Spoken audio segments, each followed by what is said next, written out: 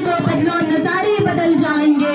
कश्ती बदलने की जरूरत नहीं, कश्ती बदलने की जरूरत नहीं, दिशाओं को बदलो, किनारे बदल जाएंगे। आप सभी के खिदमत में सलामी मोहब्बत, सलामी अकीदत दारुल उलूम मोहम्मदिया की तालिबा की जानिब से आप सभी को 78वां स्वतंत्र दिवस बहुत बहुत मुबारक हो।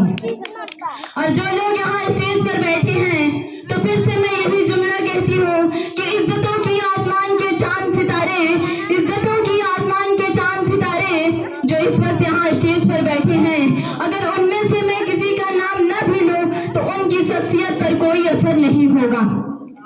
सबसे पहले मैं शुक्रगुजार हूँ उन लोगों का जिन्होंने यहाँ बोलने के लिए वक्त दिया। उसके बाद मैं आप लोगों को ये बताना चाहूंगी कि हमारे मदरसे के नाज़िम जनाब वकील साहब और जनाब मौलाना अशफाक साहब जिन्होंने हमारे मदरसे को बुलंदियों तक पहुँचाने के लिए इतना कुछ किया, ये कोई मजाक नहीं है। जमीन पर इतने अलग अलग जहनों को, अलग अलग सोच रखने वालों को, अलग अलग फिक्र रखने वाले लोगों को जमा कर देना बहुत ही बड़ी बात होती है।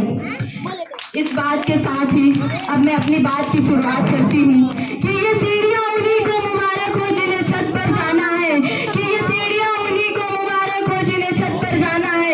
हम तो आसमां की आरज़ू रखते हैं, हम तो आसमां की आरज़ू रखते हैं, हमें तो अपना रास्ता खुद ही बनाना है।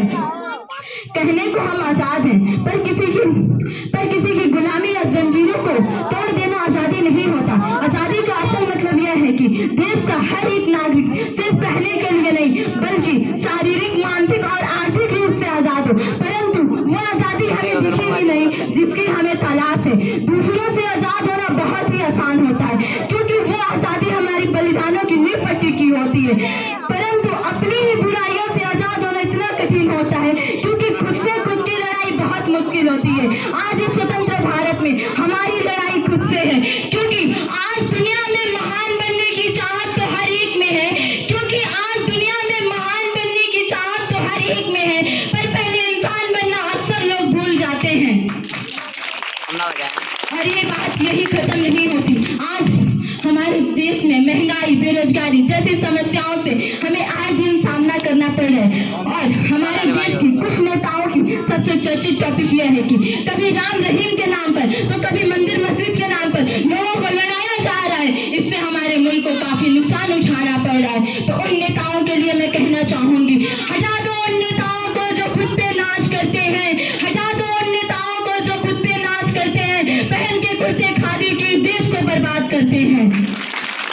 हमारा संविधान विश्व का सबसे बड़ा लिखित संविधान है। हम अपने आप में बहुत ही शक्तिशाली हैं। अगर हम कहीं मात खाते हैं तो अपने ही अंदर के अहम और वहम से। इसलिए हम सबको मुल्क की हिफाजत करनी चाहिए क्योंकि हम ही इस मुल्क की बुनियाद है। चिरागों को उछाला जा रहा है, चिरागों को उछाला जा रहा है, हवाओं पर भी रोक डाला जा रहा है। हम ही बुनियाद है इस मुल्क की, हम ही बुनियाद है इस मुल्क की, और हमें ही मुल्क से निकाला जा रहा है। हमने आजादी के बाद कई विषय पर जीत हासिल कर ली, जैसे डिजिटल इंडिया, वीमेन एम्पावरमेंट। एक ये सच है, आज हमारे पास राफेल तो है लेकिन गरीब के घर में राशन नहीं, सत्ता चलाने शासक तो लेकिन देश में अनुशासन नहीं, समस्या है लेकिन समाधान देने वाली जुबान नहीं। मैं इस देश की बेटी तिरंगे को साक्षी मानकर आप सभी से प्रतिज्ञा चाहती हूँ कि आप किसी भी बुराई का हिस्सा ना बने। गाँव या शहर की कोई भी बेटी अगर अखबारों की सुर्खियों में आए तो अपना नाम रोशन करने के लिए आए, सिसकने के लिए नहीं। मैं अपने बात को यही विराम देते हुए बात कहती हूँ कि जिस दिन देश में प्रतिभा पलायन रुक जाएगा, जिस दिन देश में प्रतिभा पलायन रुक जाएगा, जिस दिन देश से धर्म जाति का भेद मिट जाएगा, उस दिन हर घर में तिरंगा लहराया जाएगा, उस दिन हर घर में तिरंगा लहराया जाएगा, और फिर आजादी का अमृत महोत्सव मनाया जाएगा, और फिर अमृत महोत्सव मनाया जाएगा। जय हिंद, जय भारत। नेताजी की तरफ से 200 रुपये इनाम दिया गया।